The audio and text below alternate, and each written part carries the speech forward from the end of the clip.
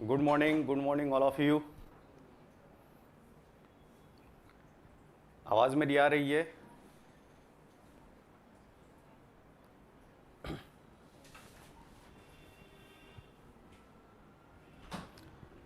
आवाज़ मेरी आ रही है?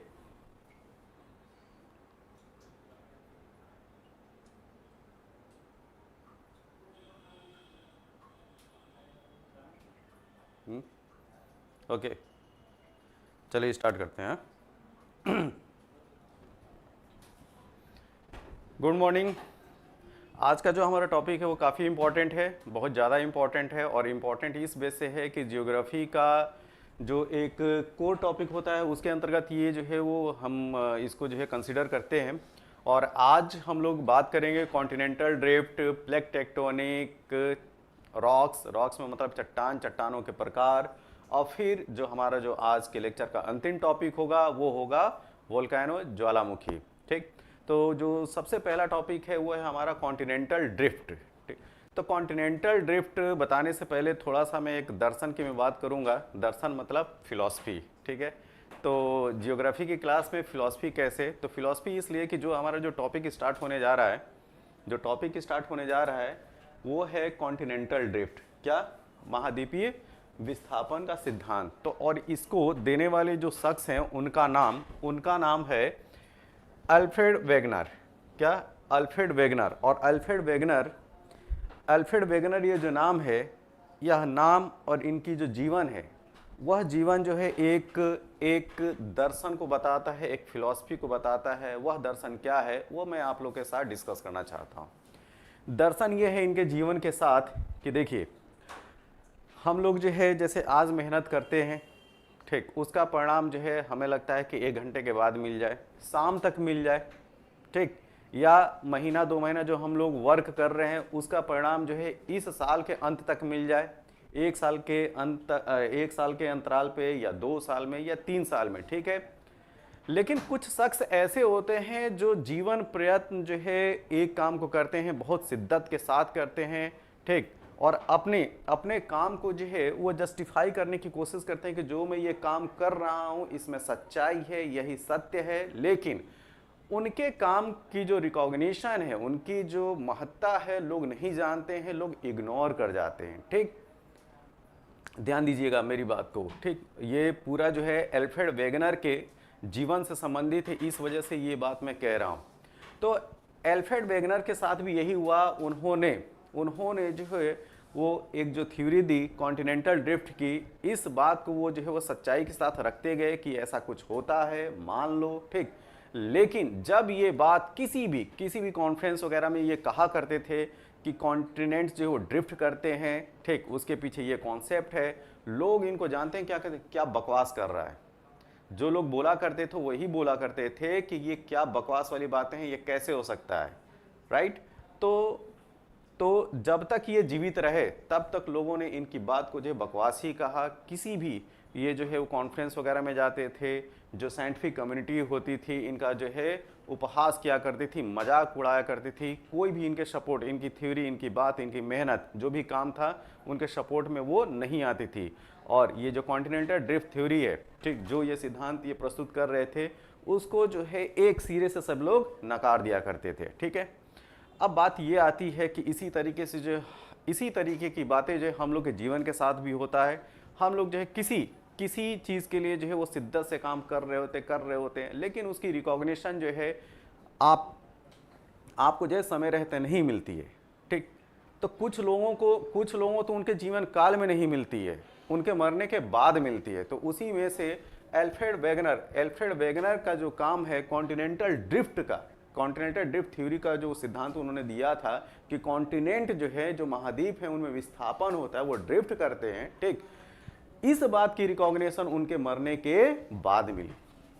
अगर मैं इनके जन्म की बात करूं तो अल्फ्रेड वेगनर का जन्म 1880 में जर्मनी में होता है। ठीक है, जर्मनी के बर्लिन में होता है, और इनकी डेथ होती है 1930 में। अल्फ्रेड वेगनर की जो डेथ होती है 1930 में होती है। और इनका ये जो काम है कि कॉन्टिनेंट जो है वो ड्रिफ्ट करते हैं, महाद्वीप जो है उनमें विस्थापन होता है, इस बात की रिकॉग्निशन उनके मरने के बाद मिलता है, लगभग 20 साल के बाद। मेरी बात समझ रहे हैं? तो कुल मिला के मैं ये कहना चाह रहा हूँ कि आप लोग जो है अपने काम जो है बड़ी शिद्दत से करते रहिए, भले आज उसके लिए रिवार्ड मिले, ठीक, उसका फल मिले चाहे ना मिले, लेकिन एक ना एक दिन उसका फल जो है वो ज़रूर मिलता है, और ये बात एकदम सत्य है। ठीक, हाँ, ये हो सकता है कि किस्मत जो है आपकी अल्फ्रेड वेगनर की तरह ना हो, कि आपके काम की जो रिकॉग्निशन है, जो पहचान है, या ये जो योगदान है, उसको मरने के बाद जो है इसका जो है आपको इसकी क्रेडिट दी जाए। ठीक, तो अल्फ्रेड वेगनर के साथ ये हुआ, उनके मरने के 20 साल बाद जो उनके काम की रिकॉग्निशन मिलती है। ओके, कहानी क्या होती है? कहानी ये होती है कि अल्फ्रेड वेगनर जब ये बात रखते हैं कि कॉन्टिनेंट जो है विस्थापित होते हैं, उनमें मूवमेंट होता है, जो आज हम देख रहे हैं कॉन्टिनेंट, वो ऐसा पिछले कुछ करोड़ साल पहले जो है ऐसे नहीं थे, कुछ अलग कहानी थी। ठीक, और आज के डेट में जो महाद्वीप आपको दिखाई पड़ते हैं वह इसलिए पॉसिबल हुआ है क्योंकि वे अपने पूर्ववर्ती स्थान से जो क्या वो विस्थापित हुए हैं। ठीक है, वो क्या है, वो मूव किए हैं, ड्रिफ्ट किए हैं, ऐसी बात। तो जब तक जीवित रहे ये बात कोई नहीं माना, मरने के बाद माना। ठीक है, जब कुछ और जो है साइंटिफिक एडवांसमेंट होता है, ठीक है, कुछ और जो है टेक्निक्स आती हैं और अध्ययन जो है इस लेवल में बढ़ता है, जैसे कि सेकेंड वर्ल्ड वॉर के बाद अगर कहा जाए कि जो साइंटिफिक कम्युनिटी है, ठीक, और जो है वो तत्परता के साथ कई फील्डों में काम करना प्रारंभ करती है। तो जैसे सिज्मोग्राफ का जो है डेवलपमेंट होता है, सिज्मोग्राफ लोग जो है जियो मैग्नेटिज्म की जो स्टडी है वो स्टडी करना स्टार्ट करते हैं। भूकंप की जो तरंगे हैं वो कैसे आ रही है, किन प्लेट तक सीमित हैं और किन प्लेट तक नहीं जा पा रही। जब ये सब ताना बाना जब लोगों ने जो है वो स्टडी करना स्टार्ट किया, तब जाके धीरे धीरे बात जो है वो वेगनर की याद आने लगे कि जो वेगनर कह रहा था वो बात सही थी। मेरी बात समझ रहे हैं? तो इंस्टेंट आप जो है फ्रस्ट्रेट नहीं होना है कि आपको जो है आज यार मैंने ये मेहनत किया, इसका तो ये परिणाम ही कुछ मेरे को नहीं मिला, कहीं रिकॉग्निशन ही नहीं मिली। तो कुल मिला के दर्शन वाली बात ये थी। अब चलते हैं हम लोग जो है इनके थ्योरी के ऊपर। ठीक है, तो महाद्वीपीय विस्थापन सिद्धांत, या इंग्लिश में बोलते हैं इसको कॉन्टिनेंटल ड्रिफ्ट थ्योरी। तो प्रिंसिपल है, कोई बात कही जाएगी कि इस की मतलब ये चीज़ है क्या। तो कहानी वही है कि जर्मनी के प्रसिद्ध भूगोलवेत्ता मतलब कि जियोग्राफर हैं ये, ठीक है, जियोग्राफर थे, और जलवायु वैज्ञानिक समझते हैं आप लोग, इनको इंग्लिश में क्या बोलते हैं? मेटेरोलॉजिस्ट। ठीक है, मेटेरोलॉजी जो है वह ब्रांच है विज्ञान की जिसमें हम मौसम का अध्ययन करते हैं। ठीक है, मौसम का अध्ययन करते हैं। तो ये जो है वो जलवायु विज्ञान के विशेषज्ञ अल्फ्रेड वेगनर ने महाद्वीपीय विस्थापन सिद्धांत 1912 में दिया। ठीक है, और इनका जन्म मैं बता दूं 1880 में होता है। कब होता है? 1880 में जर्मनी के बर्लिन शहर में। और इनकी मृत्यु जो होती है वह 1930 में होती है। ठीक है, अब इसी बीच में 1912 में जो है वो कॉन्टिनेंटल ड्रिफ्ट का वो सिद्धांत देते हैं। और यह बात जैसे होता है ना, कोई हम अगर बात कर रहे हैं तो उसका तो कुछ आधार होता है ना। और इस तरह के जो इंटेलेक्चुअल क्लास के जो लोग हैं, नो डाउट ये ऑलरेडी सिद्ध जो है एक साइंटिस्ट है ना, भूगोलवेत्ता है कि नहीं, मेट्रोलॉजिस्ट हैं, जलवायु विज्ञान है के जो है अच्छी तरीके से जानकार हैं। और इनका एक मेजर वर्क जानते हैं क्या है? ग्रीनलैंड जानते होंगे आप लोग, ग्रीनलैंड। ठीक है, तो ग्रीनलैंड पे जो बर्फ की चादर है उसकी मोटाई नापने का जो है वो जो उनको काम मिला हुआ था। और ये जो है वो 3 बार गए। कहाँ पे? ग्रीनलैंड पे। पहली बार गए, ठीक है, कुछ स्टडी करके निकाला, दूसरी बार गए, कुछ स्टडी किया उन्होंने, और तीसरी बार गए और अंतिम बार गए। पूछिए क्यों? क्योंकि बर्फ की चादर नापते नापते जो है उसी बर्फ में वो दफन हो गए। राइट? तो कुछ लोग जो है अपने काम को काफ़ी डेडिकेशन के साथ करते हैं। तो इनकी मृत्यु जो है 1930 में ग्रीनलैंड में ही होती है। और 1 नवंबर का इनका जन्म है। क्या? 1 नवंबर 1880 का जन्म है। और मृत्यु जो है वो नवंबर के ही महीने में होती है। लेकिन किस दिन होती है, इसी वजह से इनकी मृत्यु की जो डेट है, ठीक है, 1930 वाला वर्ष तो बताते हैं लोग, लेकिन महीना के अलावा कौन सा दिन था ये नहीं बता पाते। तो नवंबर के महीने 1930 में इनकी डेथ भी हो जाती है। कहाँ होती है? ग्रीनलैंड में, ठीक। और जो तीसरी बार वो टूर तो नहीं कहूँगा, तीसरी बार वो रिसर्च के लिए जाते हैं अपनी टीम के साथ, और उनके टीम के कुछ और मेंबर भी जो है मर जाते हैं। और मरने का कारण ठंड और भूख। ग्रीनलैंड में मिलेगा क्या? केवल ठंडी, बर्फ़ की चादरें बिछी हुई हैं। तो मतलब काम का डेडिकेशन देखिए आप लोग, ठीक, जान न्यौछावर अपने काम के प्रति। तो 1912 में उन्होंने जो है वो कॉन्टिनेंटल ड्रिफ्ट थ्योरी का कॉन्सेप्ट दिया। बीच बीच में प्लीज़ आवाज़ चेक करते रहिएगा आप लोग, ठीक, आवाज़ आ रही है कि नहीं। अब बात यह आती है कि वेगनर कहते क्या हैं, ठीक। वेगनर ये कहते हैं कि एक समय में जितने भी महाद्वीप हैं वो सब आपस में जुड़े हुए थे, राइट। तो जितने भी महाद्वीप, आप एशिया महाद्वीप की बात करें, ठीक, एशिया महाद्वीप, Europe, north America, south America, ये सारे महाद्वीप जो है एक साथ वो जुड़े हुए थे। तो दूसरा पॉइंट ये जो देख रहे हैं कि एक समय पर सभी महाद्वीप एक दूसरे से जुड़े हुए थे। चलो ये बात सही हो गई इनके अनुसार, ठीक है। इन जुड़े हुए महाद्वीपों को वेगनर ने पेंजिया कहा। बहुत ही सिंपल सा कॉन्सेप्ट है, ठीक। इसको हम लोग डायग्राम में भी देखेंगे, जो यहाँ पे जो लाइन लिखी हुई पहले उसको समझ लें, राइट। इस पेंजिया पर छोटे छोटे आंतरिक सागरों का विस्तार था। नो डाउट ये जो पूरा जो भूभाग है जो एक दूसरे से जुड़ा हुआ था, बीच बीच में कहीं कहीं जो है सागर देखने को मिलेंगे कि नहीं? पूछिए क्यों मिलेंगे? सागर कैसे मिलेंगे? सागर इसलिए मिलेंगे क्योंकि ये जो भूखंड आकृति जो है जिसको आप पेंजिया बोल रहे हैं, उसमें तो यार कहीं पे गड्ढा होगा, कहीं पे उभार होगा।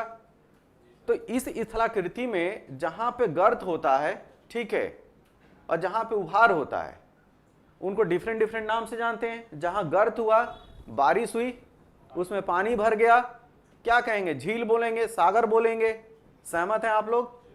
और जो उभार है उसको पठार बोलिए, पर्वत बोलिए, या जो नाम दीजिए। क्लियर? तो जो चलो मान लें कि जो लैंड, जो भूभाग है, जिसको महाद्वीप करें, पूरा एक साथ एक दूसरे से जुड़ा हुआ है, जिसको आप लोग क्या बोले? पेंजिया बोले। तो बीच बीच में आंतरिक सागर होने की संभावना है कि नहीं?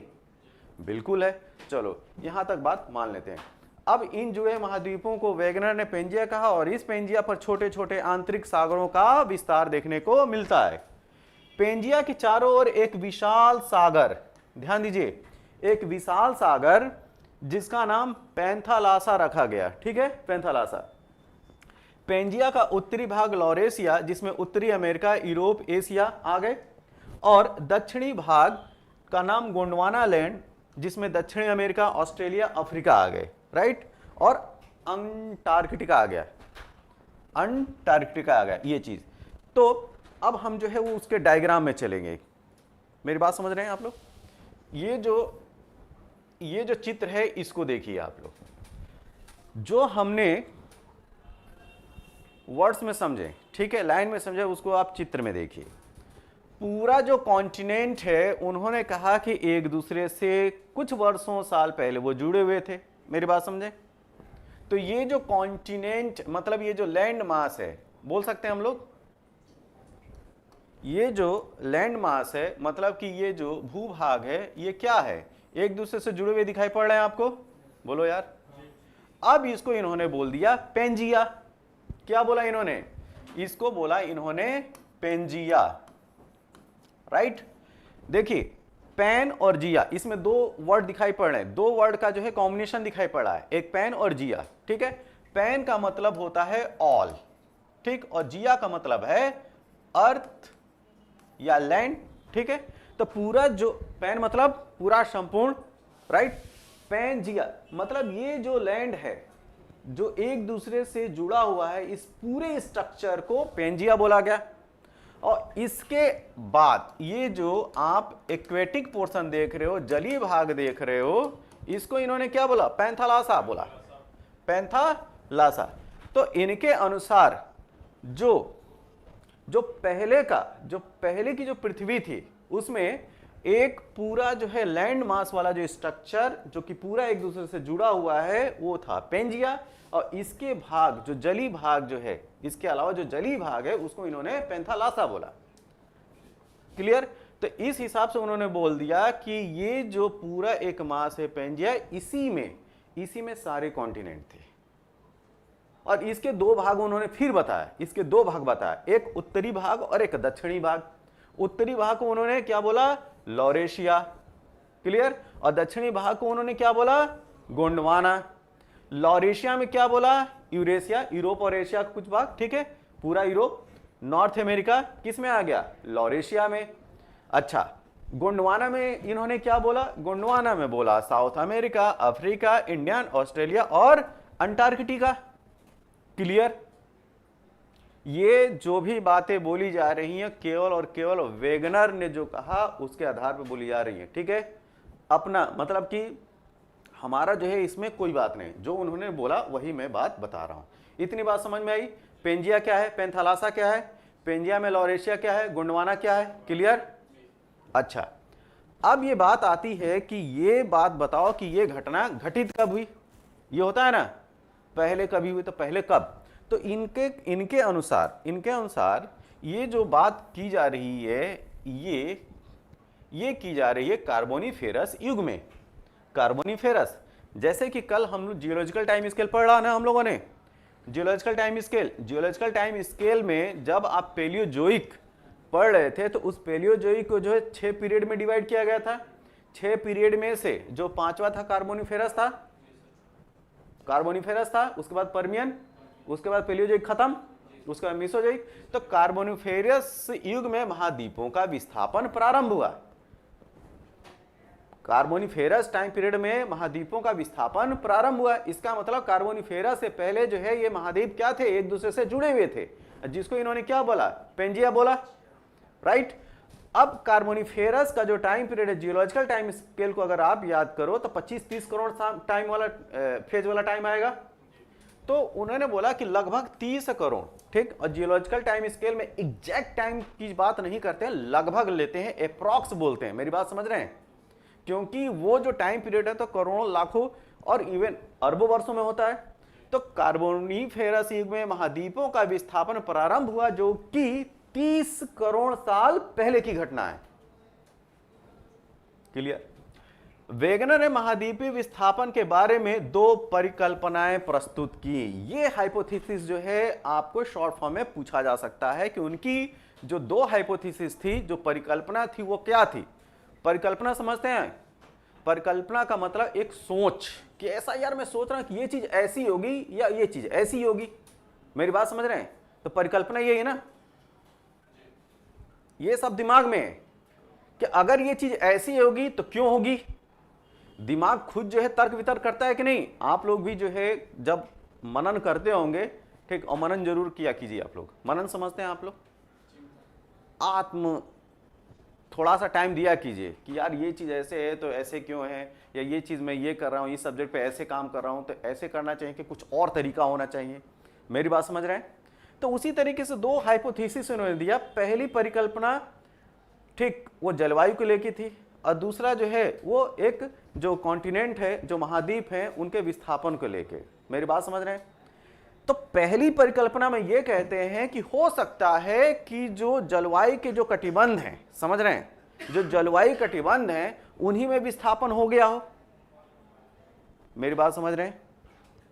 और दूसरी परिकल्पना ये कि महाद्वीप खुद जो विस्थापित हुए। 2 चीजें हैं, और 2 में एक तो सत्य है कि एक में जो है वो विस्थापन हुआ ही हुआ है। या तो जलवायु के कटिबंधों का विस्थापन मान लो, या महाद्वीपों का विस्थापन मान लो। 2 चीज समझे, एक जलवायु जो कटिबंध है उनका विस्थापन मानिए, या महाद्वीपों का विस्थापन मानिए। अब यहां पे महाद्वीपों का विस्थापन तो कुछ आइडिया समझ में आ रहा है, लेकिन जलवायु कटिबंध है उनके विस्थापन का कॉन्सेप्ट क्या है, यह हमारी समस्या है, इसको समझना है, राइट। तो इसको समझिए। इसको समझने के लिए थोड़ा सा मैं चलता हूं एक फ्रेश पेज पे। देखो, ये पृथ्वी, ये इक्वेटर, राइट। इस तरह का स्ट्रक्चर आप लोग परिचित हो चुके हैं अब तक, क्लियर है। इसी वजह से क्लास की शुरुआत जो है हमारी यहीं से होती है। 23.5 degree north, 23.5 degree south, 66.5 degree south, 66.5 degree north, ये पोल विजिबल है, विजिबल है। ओके, अब ये जो है इनको हम क्लाइमेटिक जोन के बेस पे भी तो बांटा हम लोगों ने। इसको हम लोगों ने क्या बोला, ट्रॉपिकल बेल्ट माना, ट्रॉपिकल जोन माना। इसको क्या माना हमने, ये टेम्परेट, बोलो यार, और ये फ्रिजिड जोन। तो यही तो है कटिबंध, बोलो यार, यही बेल्ट है ना। और हर बेल्ट में, इस जोन में, बेल्ट बोलो चाहे जोन बोलो, ठीक है, इस क्षेत्र की मैं बात करूं 23.5 डिग्री नॉर्थ से 23.5 डिग्री साउथ वाला जो क्षेत्र है, ठीक है, दूसरा कलर यूज करके मैं बात कर रहा, ये ले लेते हैं, ठीक है, ये वाला कंसिडर कीजिए आप लोग। मेरी बात समझ रहे हैं मैं किसकी बात कर रहा हूं, 23.5 डिग्री नॉर्थ से लेके 23.5 डिग्री साउथ। ये कौन सी ट्रॉपिकल बेल्ट कहलाती है ना, क्योंकि दो ट्रॉपिक्स के बीच में, ट्रॉपिक ऑफ कैंसर और ट्रॉपिक ऑफ कैप्रिकॉन के बीच में, ट्रॉपिक्स बोलते हैं ना इसको। तो यहां पे जो जलवायु होगी कैसी होगी, शीतलहरी चलेगी क्या, नहीं, गर्माहट होगी, ह्यूमिडिटी क्या होगी, बहुत ज्यादा होगी, प्रेसिपिटेशन क्या होगा, बारिश, झमाझम बारिश होगी, ठीक। और इक्वेटर के अगर पास हैं आप तो यहां पे तो कुछ ज्यादा ही होगा, बोलो यार। तो यहां की जलवायु अलग तरीके की। अच्छा, थोड़ा सा आप हायर लेटीट्यूड में चलिए, आप यहां पे आ जाइए आप, ठीक, कितना 23.5 डिग्री से 66.5 डिग्री के आसपास, ये वाला टेम्परेट जोन। यहां पे तापमान जो है आपको कम मिलेगा, ठीक, टेम्परेट टाइप के क्लाइमेट मिलेंगे। ऊपर आप पहुंच जाइए पोल पे, एकदम फ्रिजिड कंडीशन बनेगी, हाँ, बर्फ लहरी चलेगी, शीतलहरी, मतलब कि यहां पे तो एकदम ठंडी ठंडी हवाएं, बर्फानी तूफान आते हैं। सहमत हैं आप लोग। तो हर जोन का आपको जो है क्लाइमेट अलग दिखाई पड़ रहा है। तीसरी को उन्होंने क्या बोला, जलवायु कटिबंध बोले, मेरी बात समझ रहे हैं। और हर जलवायु यह डिसाइड करती है कि वहां का जीव जंतु वनस्पति कैसी होगी। सहमत हैं आप लोग। हर एक जलवायु क्षेत्र जो है वो डिसाइड करता है कि वहां की जीव जंतु वनस्पतियां कैसी होंगी। आप अगर इक्वेटर के पास या इस टॉपिक्स में जो वनस्पतियां हैं, ठीक, जो जीव जंतु हैं, क्या आप वहां ये पोल पे पा जाओगे क्या, उस चीज को नहीं पाओगे। या जो पोल पे जो पोलर बियर है, आप इक्वेटर पे पोलर बियर पाओगे क्या, हाँ, या अंटार्कटिका में आपको पेंगुइन जो है वो पक्षी जो दिखाई पड़ती है, पेंगुइन, ठीक है, पेंगुइन को आप इक्वेटर पे पाएंगे क्या, नहीं पाएंगे ना। तो मेरे कहने का मतलब ये है कि हर एक क्लाइमेटिक जोन का जो जीव जंतु होता है, पेड़ पौधा होता है, और ओवरऑल मैं कहूं फ्लोरा या फौना, फ्लोरा पेड़ पौधों वनस्पतियों को बोलते हैं, और फौना जीव जंतुओं को बोलते हैं, उनका वो अलग अलग होगा, उनके लक्षण भी अलग अलग होंगे, ठीक। अब बात यह है कि उनका कहना यह था कि जो क्लाइमेट यहां पे और उस बेस पे जो वनस्पतियां पाई जा रही हैं, ठीक है, उनके फॉसिल्स पोल पे कैसे पहुंच गए, मेरी बात समझे। तो ऐसा हो सकता है कि कभी ये जो पोल पे जो कंडीशन है वो इक्वेटर के पास हो, समझना मेरी बात को। वरना पोल आर्कटिक अंटार्कटिका में कोलिफिकेशन, कोल मतलब कोयला जो है वो मिलता है, ठीक है। तो कोयला अगर पोल पे पहुंचा, कोयला मिल रहा है, तो मतलब वो क्या है, जीवाश्म है ना। तो जीवाश्म किसका है, उन पौधों का है जो इस ट्रॉपिक्स बेल्ट में ही मिल सकते हैं, और कहीं नहीं मिल सकते। तो क्या होगा, दो चीजें हो सकती हैं, या तो जो जलवायु कटिबंध है वो प्रतिस्थापित हो गए हों, पहले ये यहां पे होगा, खिसक के यहां ऊपर चला गया, समझना मेरी बात को। और दूसरा ये हो सकता है कि यहां पे जो कॉन्टिनेंट है वो खिसक के यार ऊपर चला गया या इधर उधर चला गया हो, समझना मेरी बात को। अब ये जो दो बात है, ये दो बात है, ठीक। पहली बात कटिबंध को लेके बोलता है वो कि कटिबंध प्रस्थापित हुए क्या, तो उसने कहा कि कटिबंध जो जलवायु कटिबंध है उनके प्रतिस्थापन की बात, उनके डिस्प्लेसमेंट की बात हम तो सोच ही नहीं सकते, क्योंकि इसका निर्धारण जो है वो सूर्य और पृथ्वी के रिलेटिव पोजीशन से निर्धारित है। ये ध्यान दीजिए शुरू के लेक्चर को, ये जो आप लोग डिसाइड किए वो किसके रेफरेंस से है? सूर्य के रेफरेंस से। सहमत हैं आप लोग?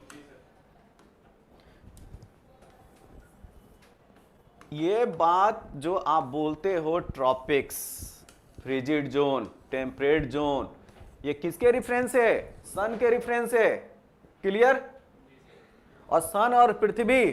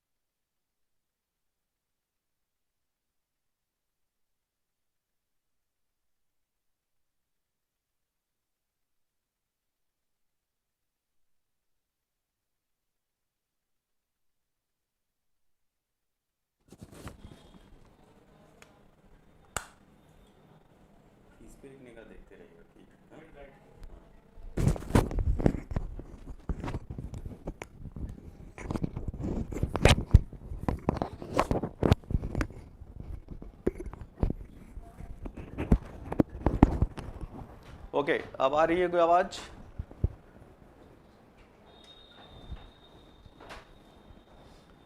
आ रही है आवाज?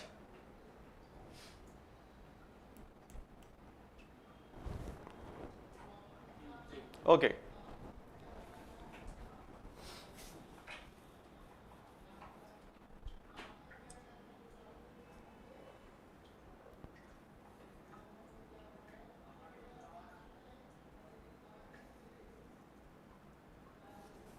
ठीक है।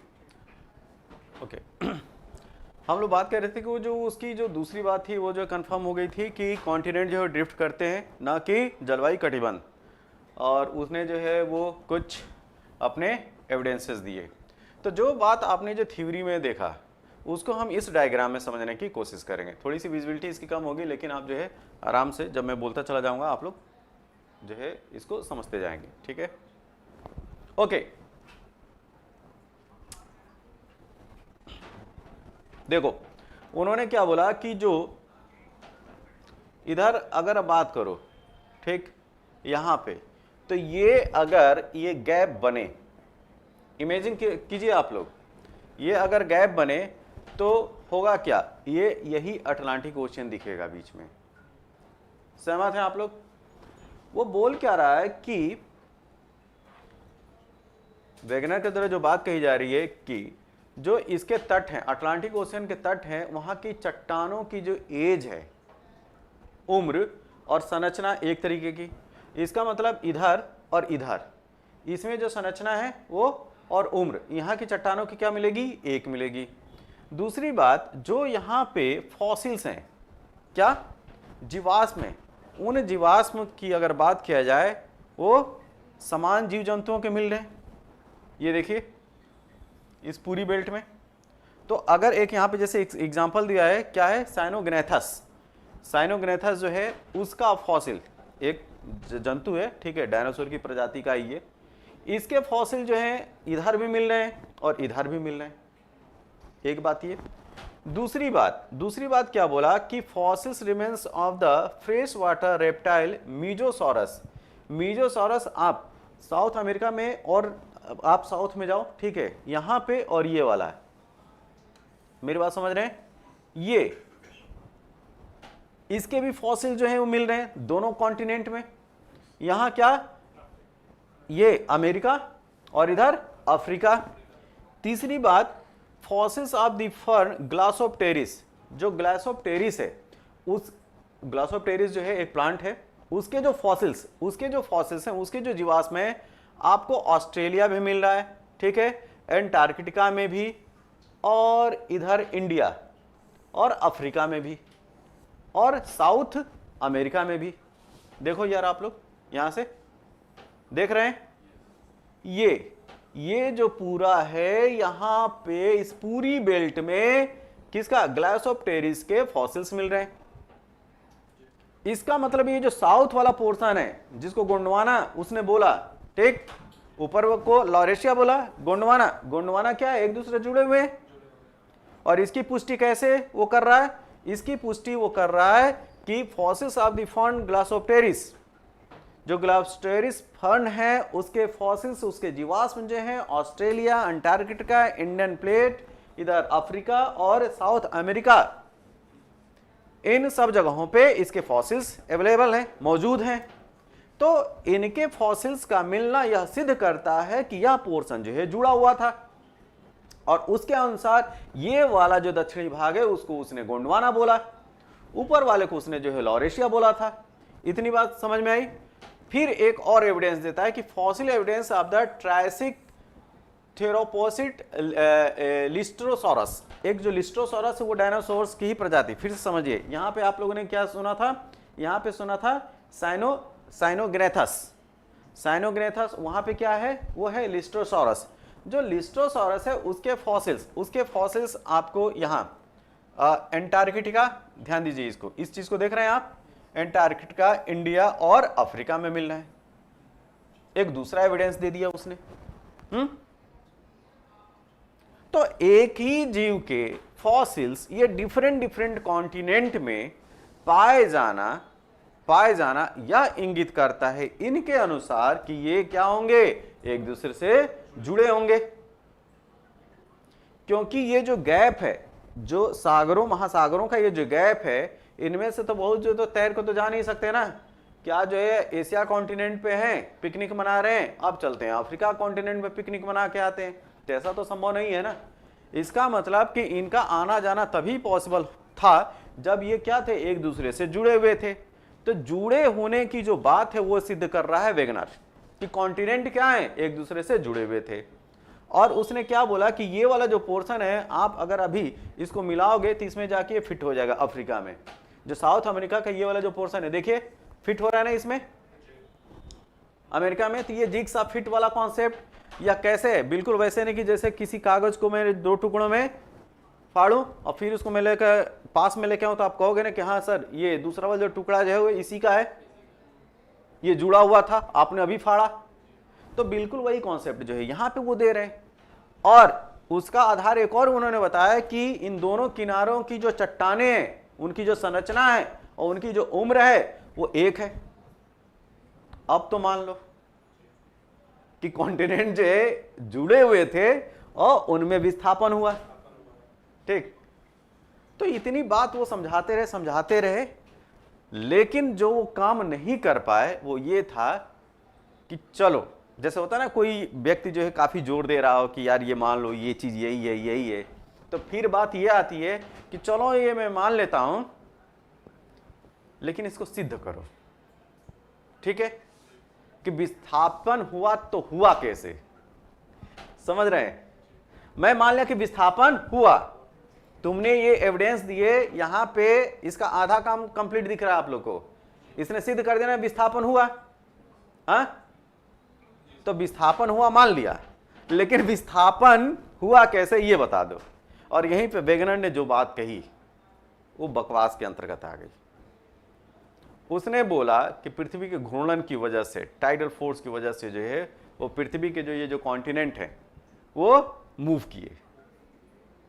ठीक, तो जो साइंटिफिक कम्युनिटी थी वो उनका कहना ये था कि यह फोर्स जो है इतना प्रबलकारी नहीं है कि इतना बड़ा इंपैक्ट क्रिएट करे कि महाद्वीप ही विस्थापित हो जाएं। ठीक है, तो कम से कम एक आधार तो इन्होंने दे दिया कि हाँ भैया जो है महाद्वीपों का विस्थापन होता है। महाद्वीपीय विस्थापन सिद्धांत का मूल्यांकन करें। ठीक है, आखिर इसे निकला क्या। ठीक है, तो प्रिंसिपल्स ऑफ कॉन्टिनेंटल ड्रिफ्ट में हम पॉइंट जोड़ते हैं। देखिए, महाद्वीपों के विस्थापन के लिए कितने बल की आवश्यकता है उसकी व्याख्या वेगनर नहीं कर पाए। मेरी बात समझ रहे हैं, वो फोर्स, कितना फोर्स लगना चाहिए कि जिससे महाद्वीप जो है विस्थापित हो सके, यहां पे ये फेल मार गए, वेगनर नहीं कर पाए। उनके अनुसार महाद्वीपों का उत्तर की ओर विस्थापन गुरुत्वाकर्षण बल के द्वारा होता है।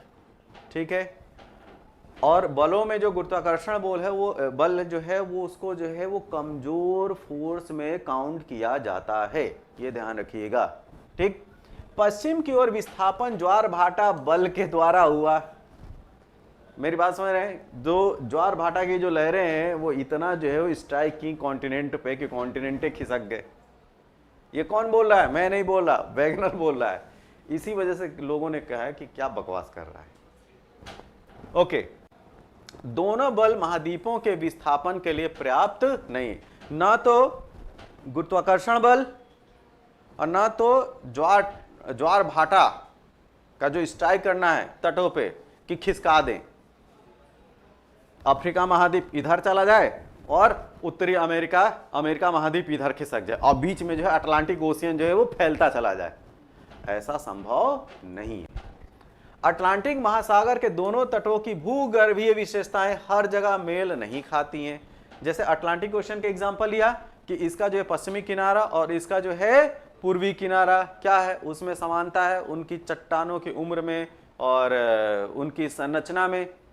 तो साइंटिस्ट जो जियोलॉजिस्ट हैं उन्होंने और स्टडी किया और स्टडी में ये पाया कि जो ये बात कह रहे हैं ना कि इन दोनों तटों में समानता है, उसमें जो है यूनिफॉर्मिटी नहीं है, एक रूपता नहीं है। हो सके ऊपर वाले पोर्शन वाले में जो है समानता और नीचे वाले में गायब है, बीच में गायब है। तो क्या उन्होंने बोला कि हर जगह मेल नहीं खाती है। क्लियर? अच्छा, कार्बोनिफेरस युग से पहले पेंजिया किस बल के द्वारा स्थिर था, यह भी बताओ। पहले जैसे मान लिया कि पेंजिया था ना, पेंजिया मतलब सारे कॉन्टिनेंट जो हैं वो जुड़े हुए थे। तब ये बताओ, पृथ्वी की तो उम्र तो 4.6 अरब साल हम लोगों ने पढ़ा, समझ रहे हैं। और ये बात कब से कह रहे हैं? ये बात ये कह रहे हैं कि जो लगभग 25-30 करोड़ साल पहले कॉन्टिनेंट जो वो अलग होना विस्थापित होना स्टार्ट हुए। लेकिन उसके पहले क्या, 25 करोड़ साल पहले वह कौन सा बल था जो इस पूरे लैंडमास जिसको पेंजिया बोल रहे हैं वो एकजुट करके रखा हुआ था, ये बता दो। प्रश्न आता है ना कि सारे कॉन्टिनेंट जो है, पूरा जो लैंडमास है, भूभाग है, वो पेंजिया के माफिक जो आप बता रहे को जुड़ा हुआ था। तो कैसे जुड़ा हुआ था, वो कौन सा जो फोर्स था, बल था जो उनको जोड़े हुए था, ये बता दो भाई साहब। यहां पे वेगनर जो है वो फेल मारते हैं, राइट। चलिए, अब ये जो बातें थी क्वेश्चन के फॉर्म में कि ये कैसे हुआ, वो कैसे हुआ, आगे चल के आती है प्लेट टेक्टोनिक थ्योरी। ठीक है, प्लेट टेक्टोनिक का सिद्धांत। तो अभी हम लोग कॉन्टिनेंटल ड्रिफ्ट जो वेगनर की थ्योरी है उनके हिसाब से हमने ये जाना कि कॉन्टिनेंट ड्रिफ्ट करते हैं, लेकिन क्यों करते हैं अभी वेगनर नहीं बता पाए। आगे एक कॉन्क्रीट थ्योरी आती है, वो आती है प्लेट टेक्टोनिक थ्योरी या प्लेट टेक्टोनिक सिद्धांत। लेकिन जो प्लेट टेक्टोनिक प्रिंसिपल है, जो सिद्धांत है, ये जो थ्योरी है, इसको आने से पहले कुछ और साइंटिफिक एडवांसमेंट होता है और रिसर्च होते हैं जिसको बेस बनाया गया और उस बेस पे सिद्ध किया गया कि प्लेट टेक्टोनिक थ्योरी लाई जाए। बात क्लियर? तो उसके पहले ये जो थ्योरी है वो 1960s में आती है, ठीक है, 1962 में। लेकिन अब बात यह आती है कि इसके पीछे का बैकग्राउंड क्या है। बैकग्राउंड पहले हम जाने। देखिए, प्लेट टेक्टोनिक सिद्धांत वेगनर के महाद्वीपीय सिद्धांत का विकास माना जाता है। मेरी बात समझ रहे हैं? उसी के क्रम में, मतलब जो कॉन्टिनेंटल ड्रिफ्ट है उसी के क्रम में, ठीक, जो एडवांस वर्जन है जिसके पास क्या थे, सिद्ध मतलब कि प्रूफ थे कि कॉन्टिनेंट कैसे ड्रिफ्ट किए। ठीक है, तो प्लेट टेक्टोनिक सिद्धांत वेगनर के महाद्वीपीय विस्थापन सिद्धांत का विकास माना जाता है। पूरा चुंबकत्व जिसको जो है पैलियोमैग्नेटिज्म बोलते हैं। पैलियोमैग्नेटिज्म मतलब कि जो पुराने, मतलब कि आज से करोड़ों साल पहले, ठीक है, जो चुंबकीय क्षेत्र है, जैसे हम लोग बोलते हैं ना पोल, साउथ पोल, नॉर्थ पोल, तो इसमें ये स्टडी की जाती है कि चट्टानों का जो अध्ययन किया जाता है, ये पोल में भी रोटेशन है, समझ रहे हैं। जिसको आज हम लोग साउथ पोल समझ रहे हैं वो कभी नॉर्थ पोल था, समझिए। और ये बोला जा रहा है कि जो आज जो नॉर्थ पोल है ना, मतलब मैग्नेट की बात की जा रही है, उसमें भी तो होता है ना नॉर्थ पोल और साउथ पोल। लगभग 1 लाख साल बाद ये भी हो सकता है कि जो नॉर्थ पोल है वो साउथ पोल में कन्वर्ट हो जाए और साउथ पोल जो है वो नॉर्थ पोल में कन्वर्ट हो जाए। ठीक है, तो ये जो वो रिसर्च का टॉपिक है। तो पराचुंबकत्व और सागर नीतल प्रसरण। अब ये सागर नीतल प्रसरण क्या है? ये है सी फ्लोर स्प्रेडिंग। क्या? Sea floor spreading. ठीक है, सी फ्लोर स्प्रेडिंग। ठीक है, कि सागर के जो तल है वो क्या है, वो प्रसारित होते हैं, फैलते हैं। हाँ, इसको आगे हम लोग इसको डिस्कस करेंगे, बस ये जानिए आप लोग।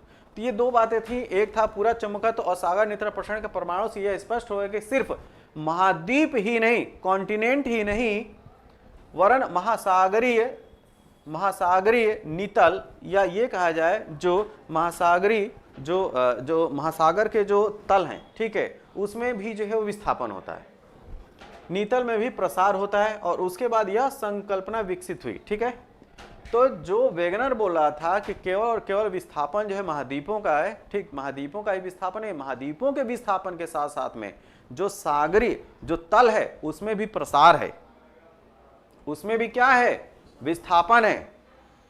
थोड़ा सा याद कीजिए आप लोग, कॉन्टिनेंटल जो अटलांटिक ओशियन में जो हम बता रहे थे, अटलांटिक ओशियन में सी फ्लोर स्प्रेडिंग का कॉन्सेप्ट, जिसमें मिड ओशनिक रिज बनता है, और उसमें जो है कन्वेक्शन करंट चलती है, और कन्वेक्शन करंट चलने की वजह से, कन्वेक्शन करंट चलने की वजह से थोड़ा सा 1-2 मिनट का समय दीजिए आप लोग। ये कन्वेक्शन करंट चलने की वजह से, ठीक है, याद आया, नीचे ये भूपर्पटी है, राइट, या ओशियन फ्लोर समझ लीजिए आप लोग, समुद्री तल समझ सकते हैं,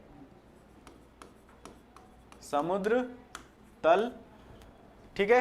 अब इस जो समुद्र तल है, ठीक है, उसकी जो क्रस्ट है, उसके अगर नीचे जाएंगे तो एस्थेनोस्फीयर है, और एस्थेनोस्फीयर में क्या है, मोल्टेन चट्टाने हैं जिनको मैग्मा बोलते हैं, मैग्मा बनते हैं, और उसमें जो है कन्वेक्शन करंट, संवहनीय धाराएं चल रही हैं, ठीक है, और संवहनीय धाराएं जो है वो विकिरण, हाई टेम्परेचर और प्रेशर की वजह से विकिरणी, मतलब कि जो जियोमैग्नेटिज्म है उसकी वजह से ये डेवलप होती है, ठीक है, रेडियो एक्टिव विकिरण की वजह से बहुत ही ज्यादा तापमान है यहाँ पे, और यहाँ पे जो कन्वेक्शन संवहन धारा चलती है, और संवहन धारा चलती कैसे है, वो ऐसे चलती है, राइट, ऐसे जाके फिर ये नीचे उतरना, समझ रहे हैं आप लोग, इस तरीके से, और ये जो है प्लेट इधर खिसकेगी और ये वाली प्लेट इधर खिसकेगी।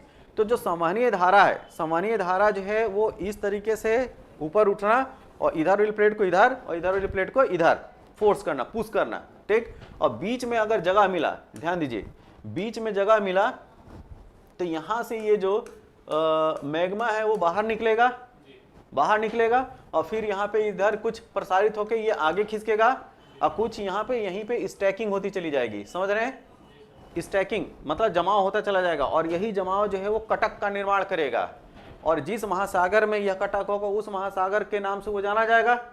अगर मैं अटलांटिक ओशियन की मैं बात कर रहा हूँ कि यह प्रक्रिया जो है वो अटलांटिक ओशियन के तल पे हो रही है, तो जो कटक बनेगा उसको क्या बोलेंगे हम लोग, मिड अटलांटिक ओशियन रिज, या मध्य अटलांटिक महासागर कटक। मेरी बात समझ रहे हैं? तो इस तरह के जो कटक है, इस तरह के जो रीज हैं, वो हर महासागरों में मिलेंगे आपको, हिंद महासागर में भी मिलेगा, प्रशांत महासागर में मिलेगा, ठीक है। एग्जाम्पल को समझाने के लिए लोग जो है अटलांटिक ओशियन को ले लेते हैं, लेकिन जो ये जो कॉन्टिनेंट, ये जो ओशियनिक रीज हैं, मिड ओशियनिक रीज जो है वो हर समुद्र में, हर ओशियन में मिलेंगे, क्लियर। तो इसको और आगे डायग्राम आएंगे, इसको और डिटेल में समझेंगे हम लोग, ठीक है। जब डायग्राम आएगा तो और ज़्यादा अच्छा पिक्चर क्लियर होगा, क्योंकि यहाँ पे आ गया था तो मैंने इसका जिक्र किया। अब इस सिद्धांत का प्रतिपादन जो है 1962 ईस्वी में हैरी हेस ने किया,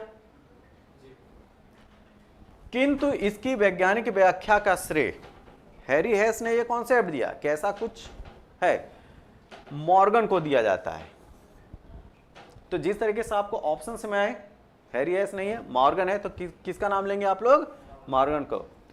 मैकेंजी, पार्कर और होम्स इस सिद्धांत के प्रमुख विचारक हैं, थिंकर, किसके, कॉन्टिनेंटल प्लेट टेक्टोनिक थ्योरी के, प्लेट टेक्टोनिक सिद्धांत के।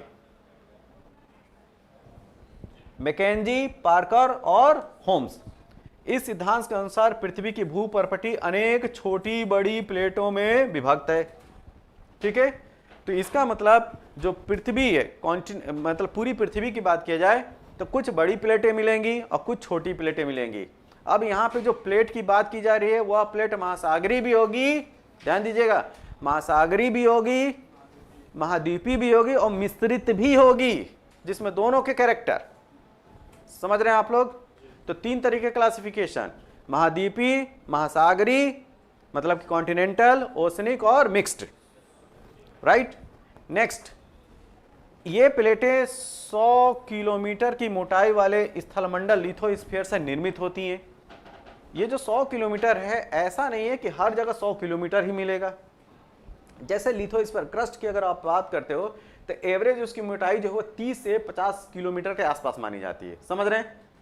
अब ये जो 100 किलोमीटर में जहां पे महाद्वीपीय प्लेट होगी, ध्यान दीजिए, महाद्वीपीय प्लेटों की मोटाई क्या होती है? ज्यादा होती है। इन प्लेटों में हम ये भी जानना प्रारंभ करें कि प्लेटें तीन तरीके की मैंने बात किया ना, महासागरीय, महाद्वीपीय और मिश्रित। सबसे ज्यादा मोटी प्लेटें कौन सी? महाद्वीपीय प्लेटें, लेकिन मोटी हैं लेकिन हल्की हैं। क्लियर? महासागरीय प्लेटें पतली लेकिन भारी हैं। क्लियर? ये चीज याद रखिएगा। एस्थनोस्फीयर पर तैरती रहती हैं, जो कि पूर्णतः सीमा का बना है, वह अपेक्षाकृत अधिक घनत्व का होता है। जैसे मैंने बोला ना कि ये एस्थनोस्फीयर क्या है, जो मोल्टेन रॉक है क्रस्ट के नीचे, वो जो ये फ्लूइड है वो क्या है? एस्थनोस्फीयर है। और ये जो प्लेटें हैं किसके ऊपर फ्लोट कर रही हैं? किसके ऊपर तैर रही हैं? एस्थनोस्फीयर के ऊपर। हाँ, कुछ इमेजिन कीजिए कि जैसे बर्फ का टुकड़ा है, कई टुकड़े हैं, हाँ, वो तैरते रहते हैं ना, तो किसके ऊपर तैर रहे हैं? पानी के ऊपर। तो लिक्विड, अगर पूरी पृथ्वी के हिसाब से बात करोगे तो जो लिक्विड वाला जो बात की जाए वो किसके लिए की जा रही है? एस्थनोस्फीयर। तो ये जो प्लेटें हैं किसके ऊपर फ्लोट कर रही हैं? एस्थनोस्फीयर। इतनी बात समझ में आई? या इस तरीके से एक डायग्राम जो है, एक रफ पिक्चर आप लोग इस तरह समझ जाओ।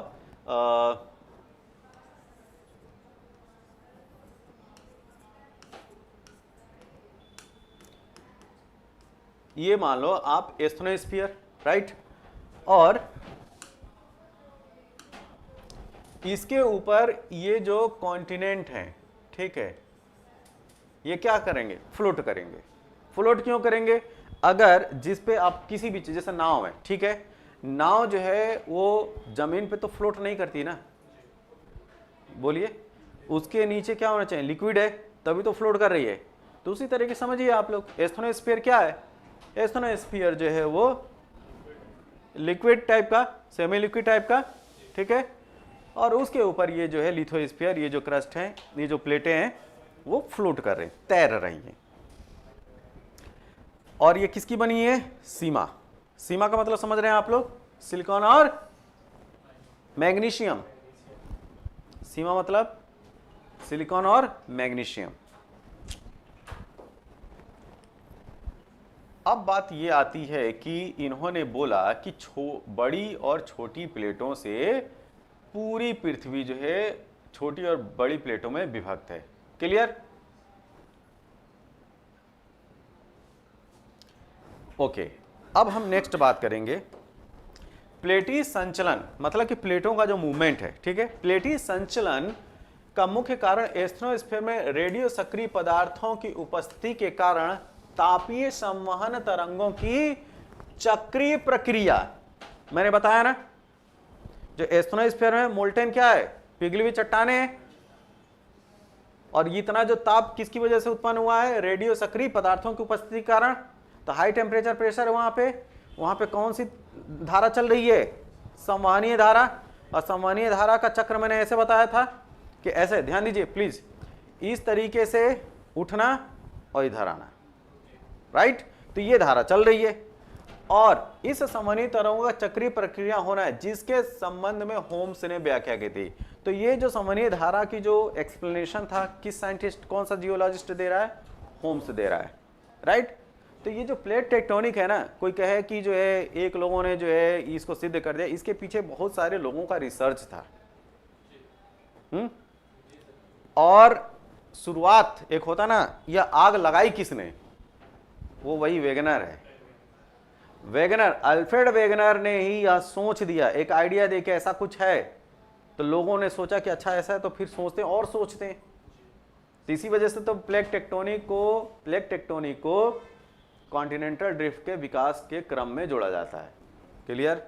अच्छा, अब जब छोटी बड़ी प्लेटों की जो बात की जा रही है, हाँ, उसका कुछ आइडिया तो मिलना चाहिए ना। छोटी प्लेट है तो कौन छोटी प्लेट है, बड़ी प्लेट है तो कौन बड़ी प्लेट है। तो नासा क्या है? अमेरिका की स्पेस एजेंसी है, ठीक है। तो नासा के अनुसार प्लेटों की संख्या 100 तक बताई गई है, कितनी? 100 तक, परंतु अभी तक मात्र 6 बड़ी प्लेटें और 20 छोटी प्लेटों को पहचाना गया है। नासा के अनुसार कितना है? नासा कह रहा है कि ये जो है लगभग 100 प्लेटों का समूह है पूरी पृथ्वी पे, लेकिन अभी तक जिसको आइडेंटिफाई किया गया है वह क्या किया गया है कि इसमें से 6 बड़ी प्लेटें हैं और 20 जो है छोटी प्लेटें हैं। तो जो 6 बड़ी प्लेटें हैं वो तो आपको रटना पड़ेगा, और जो 20 जो छोटी प्लेटें हैं वो भी आपको याद रखना पड़ेगा कि यह प्लेट का एक्सटेंशन कहां से कहां तक है। मेरी बात समझ रहे हैं? या किस क्षेत्र में। इस वजह से जो हम लोग अभी जो डायग्राम देखेंगे इनमें हम इन सब का जिक्र करेंगे, तभी हमारी प्लेट टेक्टोनिक का जो टॉपिक है वो कंप्लीट होगा। तो 6 बड़ी प्लेटें कौन? अमेरिकी प्लेट, अफ्रीकी प्लेट, यूरेशियाई प्लेट, इंडो ऑस्ट्रेलियन प्लेट, 5वां प्रशांत प्लेट, 6ठा अंटार्कटिका प्लेट। ये क्या हो गई? बड़ी प्लेटें हो गई, ठीक। अब इनको आप देखिए पिक में,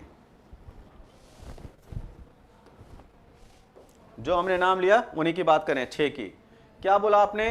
Eurasian plate, Indian Australian plate, ये नॉर्थ अमेरिका और साउथ अमेरिका को एक पूरे ये अमेरिकन प्लेट हो गई ना, ये अमेरिकन प्लेट, बोलो यार, ठीक है। इधर आप यूरेशियन प्लेट बोल चुके हो, तो और ये यही यूरेशियन प्लेट इधर भी है, बोलो यार, ये चीज वही है ना, एक ही है।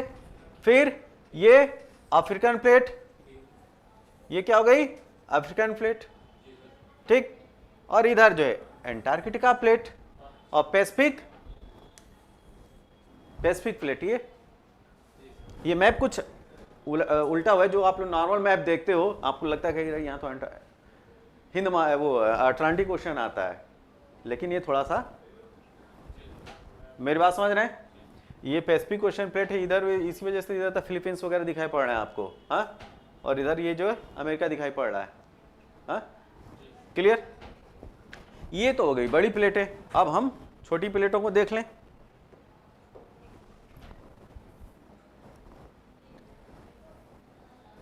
देखिए कुछ महत्वपूर्ण छोटी प्लेटें, नासाका प्लेट, पूर्वी प्रशांत महासागर प्लेट में Cocos plate, Arabian plate, Philippine plate, Scotia plate व कैरेबियन प्लेट, जुआन डी फूका प्लेट, सोमाली प्लेट, बर्मी प्लेट। इनमें से जो कुछ प्लेटें हैं हम लोग इस डायग्राम में देखेंगे, ठीक।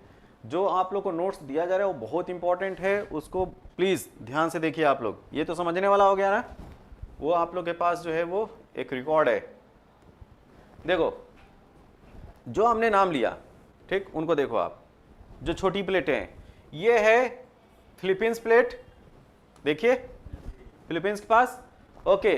जुआन डी फूका प्लेट, यहां लिखा हुआ है जुआन डी फूका प्लेट। ये क्या है? ये नॉर्दर्न अमेरिकन प्लेट है ना, उसमें ये यहां पे ये जुड़ी हुई है, ये देखो आप लोग। तो आपके क्वेश्चन में ये पूछा जा सकता है ना, किसकी लोकेशन बताओ, बोलो यार। जुआन डी फूका किस ओशियन को टच करता है? ऐसे भी तो पूछ सकता है ना। तो ये पैसिफिक ओशियन, वो भी नॉर्थ। ये देखिए कोकोस प्लेट, कहां पे? ये है कोकोस प्लेट, बोलो यार। कोकोस प्लेट, नाजका प्लेट की बात की गई, नाजका प्लेट, ये है नाजका प्लेट, नाजका प्लेट, देख रहे हैं? ये तो पूरा पैसिफिक प्लेट है ना, ये देखो यार, पैसिफिक ओशियन है ना ये पूरा। तो ये बड़ी वाली प्लेट है, लेकिन हम बड़ी प्लेट के साथ नासा ने क्या बोला है? नासा ने बोला कि 100 प्लेटें, लेकिन इसमें से 6 बड़ी प्लेटों की पहचान किया हम लोगों ने और 20 छोटी। तो जो कुछ इंपॉर्टेंट छोटी प्लेटें हैं उनकी हम बात कर रहे हैं, उनकी तो लोकेशन आपकी क्लियर होनी चाहिए ना। पूछ ले नाजका प्लेट कहाँ है भाई साहब, बताइए। तो नाजका Cocos plate clear, नाजका plate clear. Scotia plate, ये देखो स्कोशिया प्लेट कहां मिल रही है आपको? स्कोशिया प्लेट देखिए थोड़ा सा, अटलांटिक ओशियन में, साउथ अटलांटिक ओशियन में मिल रही है, बोलो यार। ये क्या हो गया, ये हो गया आपका साउथ अमेरिकन प्लेट, और ये हो गया अफ्रीका, हाँ, और ये जो गैप है ये क्या है, अटलांटिक ओशियन है। इसका जो दक्षिण में है इसको एशिया प्लेट मिलेगी। क्लियर। अरेबियन प्लेट कहीं पे दिख रही पड़ रहा है, अरेबियन प्लेट कहाँ, ये देखिए ये है अरेबियन प्लेट, सहमत हैं आप लोग, ये है अरेबियन प्लेट। क्लियर। अगर ये चीज क्लियर तो हम चलते हैं आगे।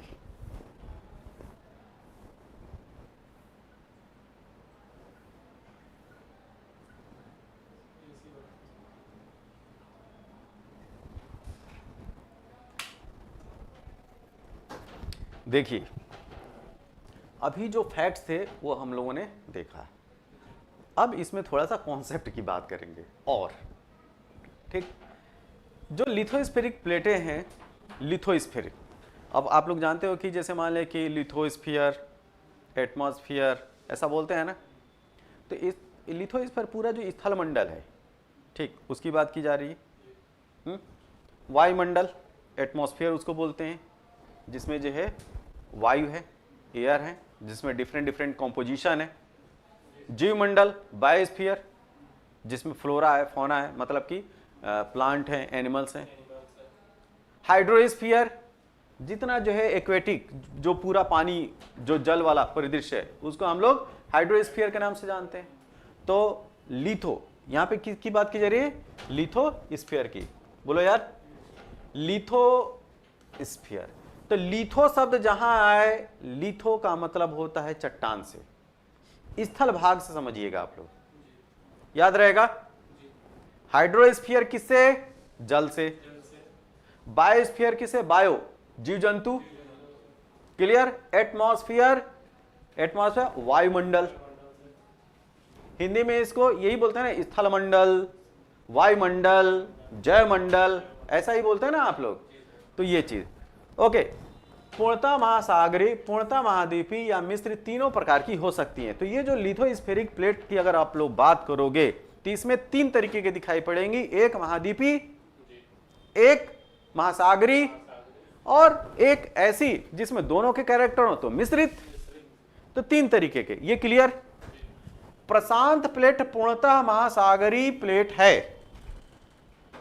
जो प्रशांत प्लेट जो है, प्रशांत प्लेट कैसी है,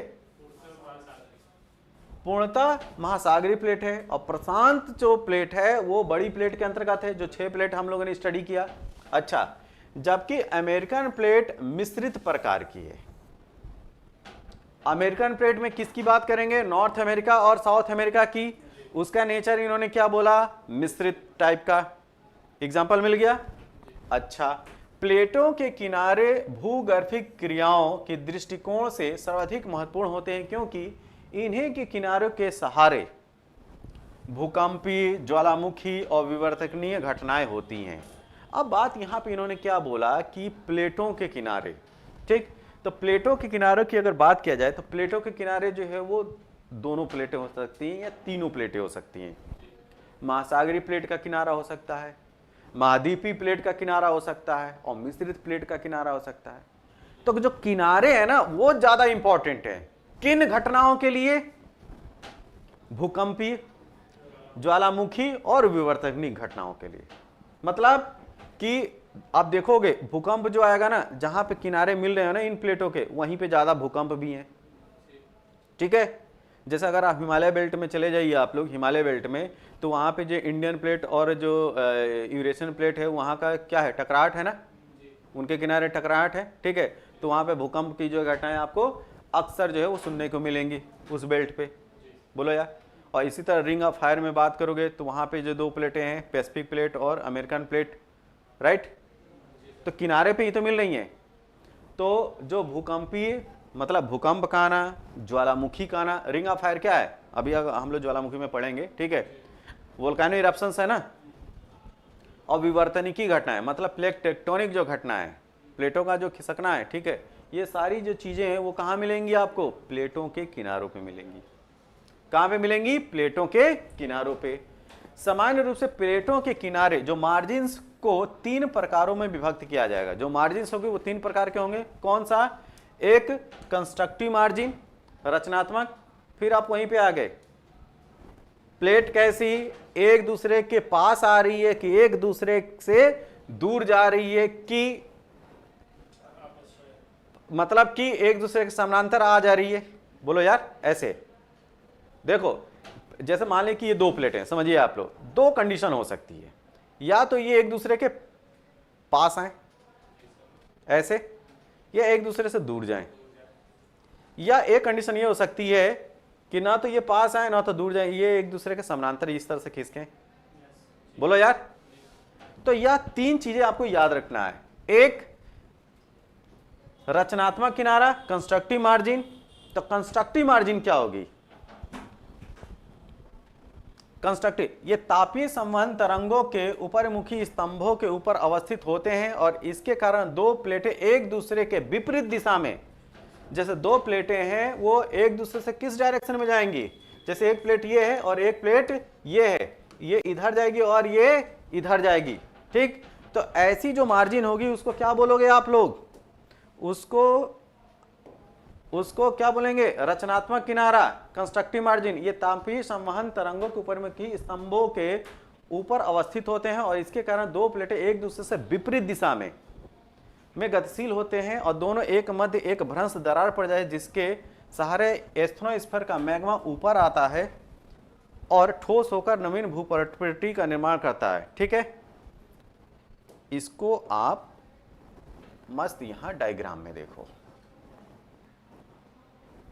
ये देखिए आप लोग, जो मैं एक कन्वेक्शन करंट की मैं बात करता था ना, कंस्ट्रक्टिव मार्जिन की बात की जा रही है। कंस्ट्रक्टिव मार्जिन में क्या होगा? रचनात्मक में ये वाली प्लेट जो है वो इधर जाना है, ये इधर जा रही है और ये इधर जा रही है, ठीक है। और यहां पे एक कन्वेक्शन करंट चल रही है, ध्यान दीजिएगा आप लोग, राइट। संवहनी धारा चल रही है ना, ये धारा इसको इधर मूव करने के लिए विवश कर रही है और इसको इधर, राइट। और ये जो मोल्टेन रॉक है, ठीक, ये निकलने की कोशिश करेगी ना। तो वो जो मैग्मा जब बाहर निकलेगा तो यही लावा कहलाता है। ज्वालामुखी उद्गार भी इसी का, जब ये बाहर निकलेगा तो ज्वालामुखी उद्गार भी बोलिए आप, क्लियर। अब यहां पे ये क्या है? एक दूसरे से दूर जा रही हैं, इनका नाम क्या दिया जाएगा? रचनात्मक किनारा। कौन सा किनारा? रचनात्मक किनारा। ये तापीय संवहन तरंग ऊपरमुखी स्तंभों, यही मैं बात बोल रहा हूं, जो ये जो बहुत क्लिष्ट हिंदी जो यूज किए हैं ना, उनको इस तरह से डायग्राम से समझिए और कोई बात नहीं है। 2 प्लेटें एक दूसरे से विपरीत दिशा में गतिशील होते हैं और दोनों के मध्य एक भ्रंश दरार पड़ जाती है। ये देख रहे हैं, ये भ्रंश दरार पड़ जाती है और इसके सारे एस्थेनोस्फीयर का मैग्मा, ये कौन सा है? ये एस्थेनोस्फीयर है। सहमत हैं आप लोग?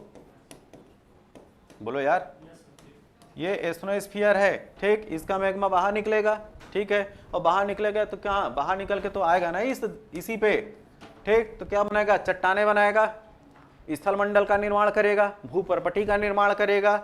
बोलो यार। अच्छा, ऊपर आता है और ठोस होकर नवीन भूपर्पटी का निर्माण करता है, क्लियर।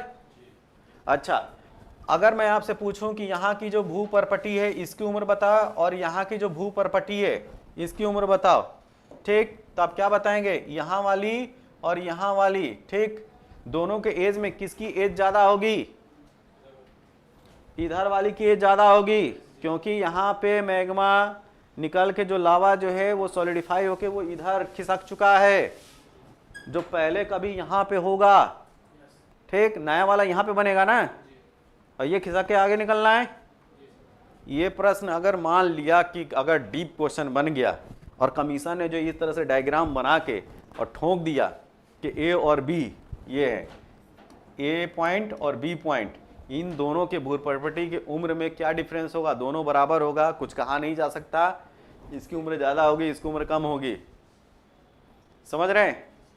और जब ये प्रश्न आएगा तब लोग सोचेंगे अरे यार ये तो किताब में था ही नहीं, अब कुछ अलग तरीके से पढ़ना पड़ेगा। ठीक, कुछ अलग तरीके से पढ़ना, तो मैं क्या कहूँ, कुल मिला के जो चीज़ होती है ना उसको आप कॉन्सेप्ट के साथ समझते हुए चलिए, इसके अलावा कुछ नहीं होता यार।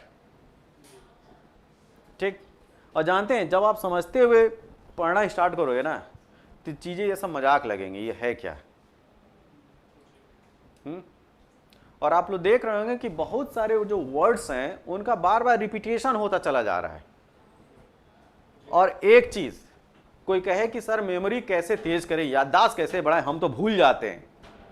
रातिये में याद किए थे, सुबह में यार मजा नहीं यार, पूरा रट्टा मारा था।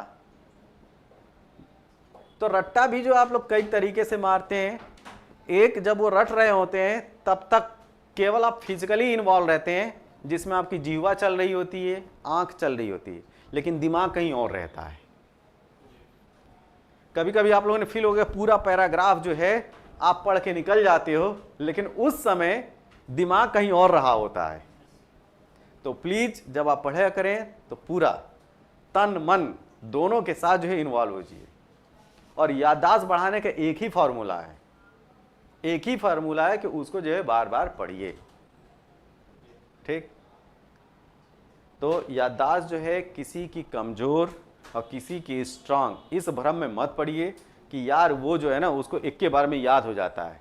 थोड़ा सा जाके पूछिएगा कि उसका बैकग्राउंड क्या है, उसने वैसी चीज़ों की प्रैक्टिस बहुत बार की है, इस वजह से ऐसी चीज़ों की जब नौबत आती है उसको याद करने की तो बहुत आसान लगता है। कहता है कि यार एक बार पढ़ता हूँ मेरे को याद हो जाता है। तो उसे फ्रस्ट्रेट होने की ज़रूरत नहीं है, बस केवल यही करना है कि जो उसने भूतकाल में किया है आप उसको वर्तमान काल में कीजिए, वरना ये जो गैप है उसके और आप में वो बढ़ता ही चला जाएगा। ठीक, और आप हमेशा यही कहते रहना कि मेरी टीआर बहुत ज्यादा हाई चली गई, नहीं तो मेरा सिलेक्शन हो जाता। क्लियर? ओके, तो कंस्ट्रक्टिव मार्जिन, अतः इन प्लेट किनारों को रचनात्मक किनारा कहते हैं। और इस तरह के प्लेट अपसारी, अपसारी मतलब फैलना, ठीक है, डाइवर्जिंग प्लेट कहलाते हैं। और इस तरह की घटनाएं मध्य महासागरीय कटकों, ध्यान दीजिए फिर से ये टर्म आ गया, मध्य महासागरीय, जो मिड अटलांटिक ओशियन रीज की मैं बात कर रहा हूं, ठीक, वहां पे ये फिर से आ गए। ठीक, मध्य महासागरीय कटकों के सहारे घटित होती हैं और मध्य अटलांटिक कटक इसका सर्वोत्तम उदाहरण है। मेरी बात समझ रहे हैं?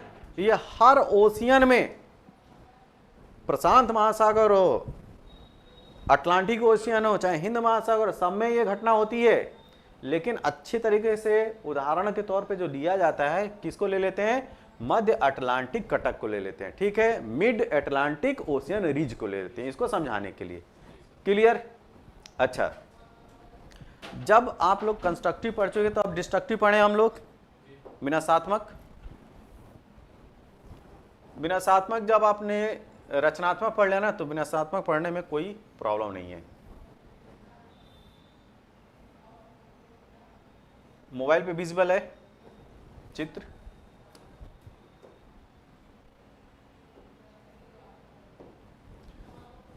डिस्ट्रक्टिव, ठीक है, तो डिस्ट्रक्टिव के क्या, कंस्ट्रक्टिव में एक दूसरे से दूर गई, डिस्ट्रक्टिव में ये टकराएंगी, और टकराने पे ही तो डिस्ट्रक्शन है ना, दो कारें टकराएंगी तो डिस्ट्रक्शन ही होगा ना।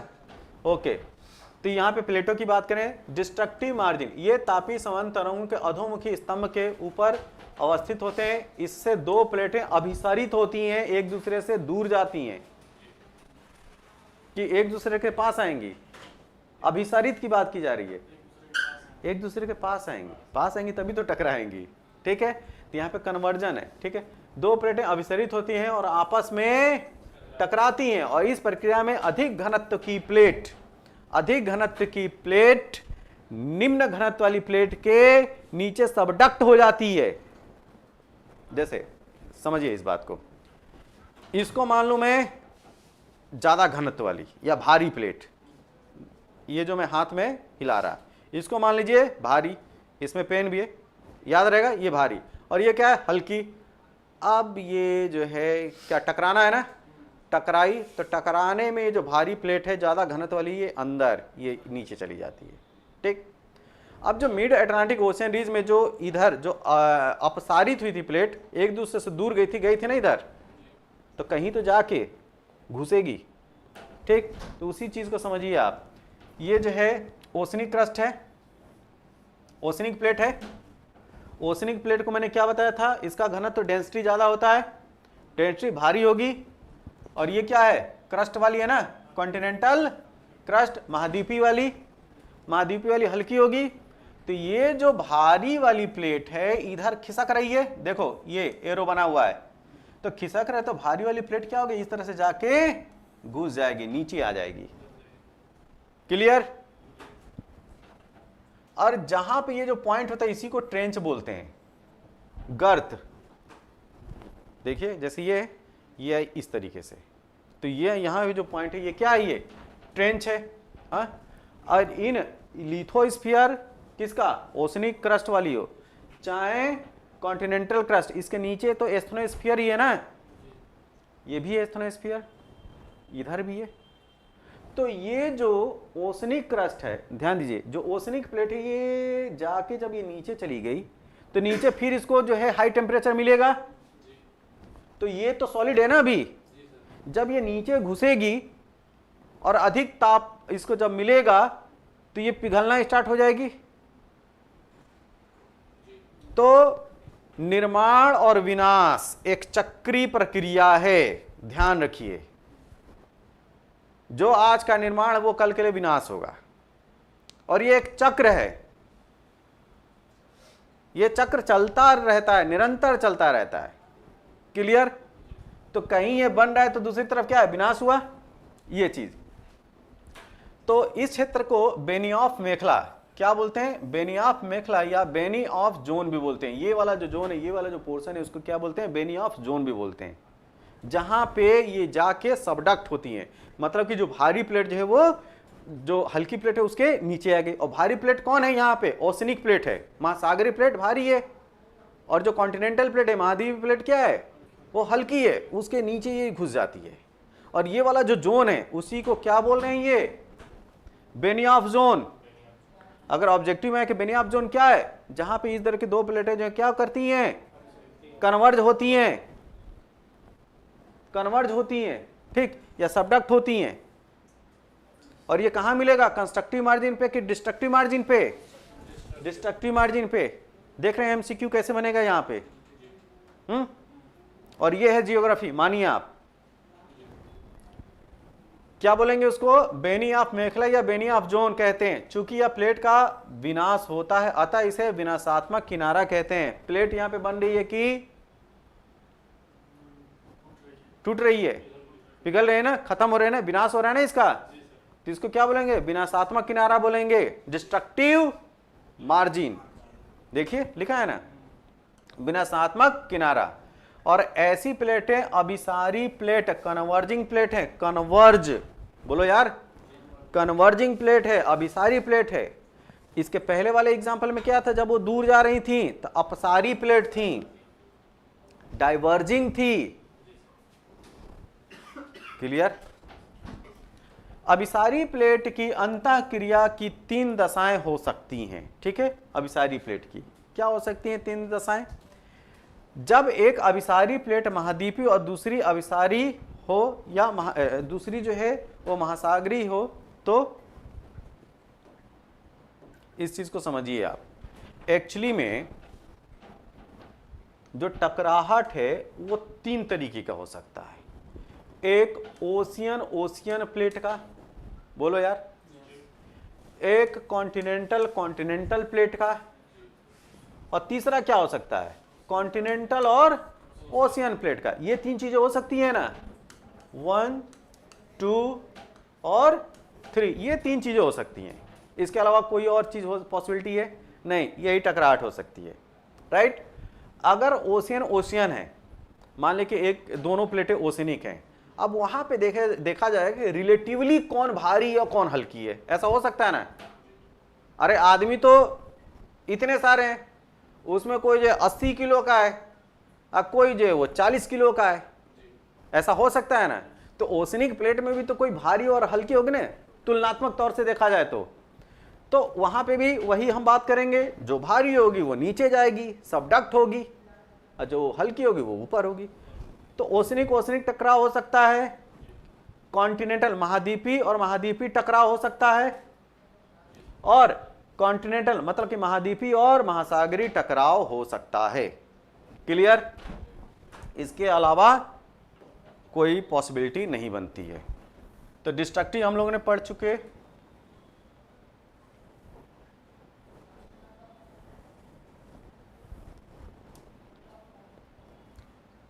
वही बात है जो अभी आप लोगों को समझाया मैंने, ठीक है। देखो प्लेट अधिक भारी होने के कारण महाद्वीपीय प्लेट के नीचे छेपित हो जाती है। महासागरीय प्लेट किसके नीचे आ जाएगी? महाद्वीपीय कॉन्टिनेंटल प्लेट के नीचे आ जाएगी, जिससे गर्त का निर्माण, गर्त मतलब ट्रेंच, ट्रेंच की बात की जा रही है। क्या? ट्रेंच, मैं लिख देता हूं, ट्रेंच, गर्त का निर्माण होता है और उसमें अवसादों के निरंतर, जैसा गड्ढा हो गया ना, तो सेडिमेंट्स जो टुकड़े हैं, इस तरह समझिए आप लोग मोटी भाषा में, उनका जमाव होगा, डिपोजिशन होता चला जाएगा। अवसादों के निरंतर जमाव व वलन से मोड़दार पर्वतों का निर्माण होता है। समझ रहे हैं? और इसका सबसे अच्छा एग्जाम्पल है कौन सा? एंडीज और रॉकी। एक तरफ ओशियन पैसिफिक ओशियन प्लेट है और इधर अमेरिकन प्लेट है, टकराहट है, टकराहट है ना, डिस्ट्रक्शन है, और सेडिमेंटेशन के डिपोजिशन और वलन से क्या? फोल्डदार पर्वतों का निर्माण होगा, फोल्डिंग माउंटेन, फोल्ड माउंटेन। तो मोड़दार पर्वतों का निर्माण होता है। उदाहरण के लिए रॉकी और एंडीज। रॉकी कहां पे? North America. एंडीज कहां पे? South America. Clear? Benioff zone में पिघला हुआ मैग्मा ही भू परपटी को तोड़ते हुए, बेनी ऑफ जोन जो ये जो जहां पे ये टकराहट है, ठीक है, वहां से भू परपटी मतलब क्रस्ट को तोड़ते हुए ज्वालामुखी का निर्माण करती है। उदाहरण के लिए अमेरिकी प्लेट, अमेरिकी प्लेट का पश्चिमी किनारा जहां पर्वतों का निर्माण हुआ है, ज्वालामुखी उद्गार को देखने को मिलता है। ठीक है, आप वहां पे देखोगे ना तो एक पूरे किनारे में ज्वालामुखी उद्गार भी देखने को मिलेंगे, क्योंकि एक धसान है, एक पॉइंट मिलेगा, यहां से लावा निकलने की कोशिश करेगा, मतलब मैग्मा जो है निकलने की कोशिश, जिसको आप लावा बोलते हैं, और यही निकलने की जो कोशिश वही है ज्वालामुखी। मेरी बात समझ रहे हैं? तो इन किनारों पे आपको जो है ज्वालामुखी भी दिखाई पड़ेंगे। और इससे पहले वाली स्लाइड में हम डिस्कस कर भी चुके हैं कि ये जो मार्जिन्स होती हैं, ओशियंस की हो चाहे कॉन्टिनेंट की हो, इन मार्जिन्स पे ही आपको विवर्तनिक घटनाएं देखने को मिलेंगी, टेक्टोनिक घटनाएं देखने को मिलेंगी, भूकंपीय घटनाएं देखने को मिलेंगी, ज्वालामुखी घटनाएं देखने को मिलेंगी। कहां पे? मार्जिन्स ऑफ कॉन्टिनेंट और margins of ocean plate. Clear? Okay, जब दो ओके ज्वालामुखी उद्गार देखने को मिलता है एंडीज के आंतरिक भागों में, कोटापैक्सी व चिम्बोराजो जैसी ज्वालामुखी का पाया जाना इसी अंतःक्रिया द्वारा समझा जा सकता है। ठीक है, तो एंडीज और आप यहाँ कोटापैक्सी जो है इक्वाडोर में है, इक्वाडोर में ना, और इक्वाडोर कहाँ मिलेगा? South America. और साउथ अमेरिका में कौन सा पर्वत? एंडीज पर्वत। तो आपके जो कोटापैक्सी जो ज्वालामुखी है, ठीक, वो किसके एग्जाम्पल? इसी तरह के एग्जाम्पल से आप इसको समझाएंगे। ओके, जब दोनों प्लेट महासागरीय हो, दूसरी कंडीशन क्या है? जब दोनों प्लेटें महासागरीय हो तो अपेक्षाकृत बड़े व भारी प्लेट का धंसाव होता है। मैंने बोला ना कि मान लें कि एक ही नेचर की प्लेट हो, एक दोनों जो है कॉन्टिनेंटल हो जाएं, मतलब महाद्वीपीय हो जाएं, या दोनों जो है महासागरीय हो जाएं, तो उसमें हम रिलेटिव देखेंगे कि कौन जो है वो ज्यादा भारी है, और जो ज्यादा भारी होगी वो नीचे जाएगी। सिंपल सा कॉन्सेप्ट है हमारा। एवं महासागरीय गर्तों व ज्वालामुखी द्वीपों की एक श्रृंखला सी बन जाती है, और प्रशांत प्लेट व जापान सागर प्लेट, फिलीपींस प्लेट अभिसरण क्रिया द्वारा इसे समझा जा सकता है। इधर आप जो देखोगे आप इसी के एग्जाम्पल हैं। तो क्या एक जब दोनों प्लेटें महासागरीय हो, कॉन्टिनेंट ओशिनिक हो, तो ओशिनिक का एग्जाम्पल हम कहां से देंगे? देखो, प्रशांत प्लेट व जापान सागर प्लेट, प्रशांत प्लेट और जापान सागर प्लेट, तो दोनों तो ओशिनिक प्लेटें हो गई ना, बोलो यार। तो इसका एग्जांपल अगर आपसे पूछा जाए कि ओशिनिक प्लेट का जो डिस्ट्रक्टिव मार्जिन वाला है या जो कन्वर्जन वाला है, उसका एग्जांपल दो, तो क्या देंगे आप? प्रशांत प्लेट और जापान सागर प्लेट। क्लियर?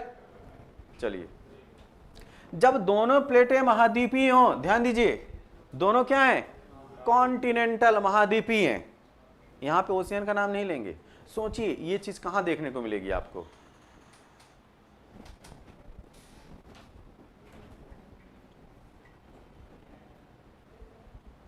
यूरेशियन और इंडियन प्लेट को क्यों नहीं इमेजिन कर रहे हैं आप लोग? अरे इंडियन प्लेट यूरेशिया से टकराती है, जहां पे हमारा जो फोल्ड माउंटेन है, नवीन फोल्ड माउंटेन कौन सा, हिमालय, ओशियन दूर दूर तक तो नहीं है ना, ये वाला। तो देखो जब दोनों प्लेटें महाद्वीपीय हो तो बेनी ऑफ जोन क्षेत्र में क्षेपण इतना प्रभावी नहीं होता है, ठीक, कि ज्वालामुखी उत्पन्न हो। तो इसी वजह से जो इंडियन प्लेट है और जो यूरेशियन प्लेट है, वहां पे जो टकराहट है, वहां पे आप ज्वालामुखी की घटना नहीं देखोगे। मेरी बात समझ रहे हैं?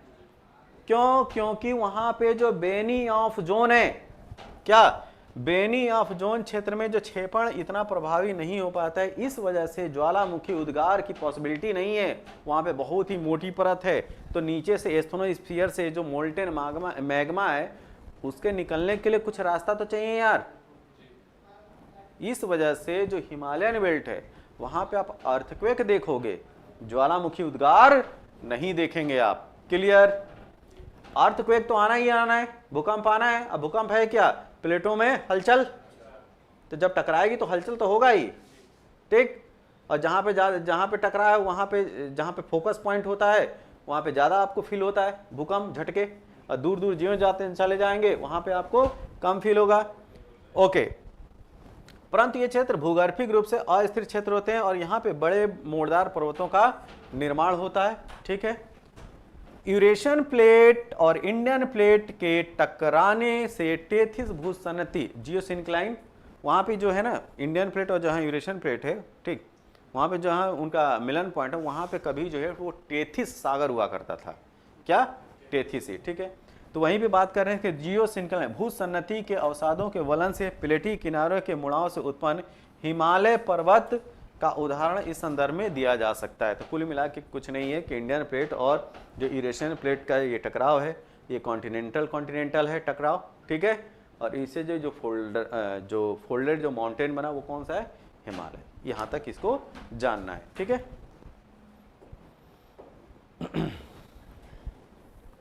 तो दो चीज हो गई। अब हम बात करेंगे तीसरा, संरक्षित किनारा या कंजर्वेटिव।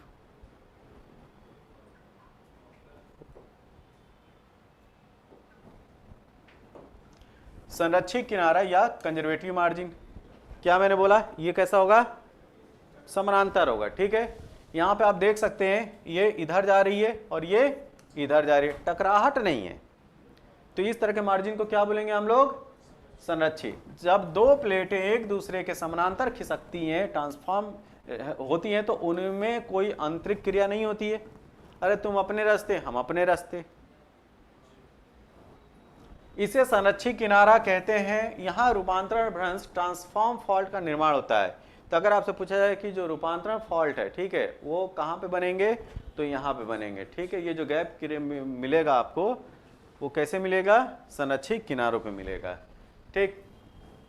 कैलिफोर्निया के निकट निर्मित सान एंड्रियास फॉल्ट, अगर आपसे पूछा जाए कि जो सान एंड्रियास फॉल्ट है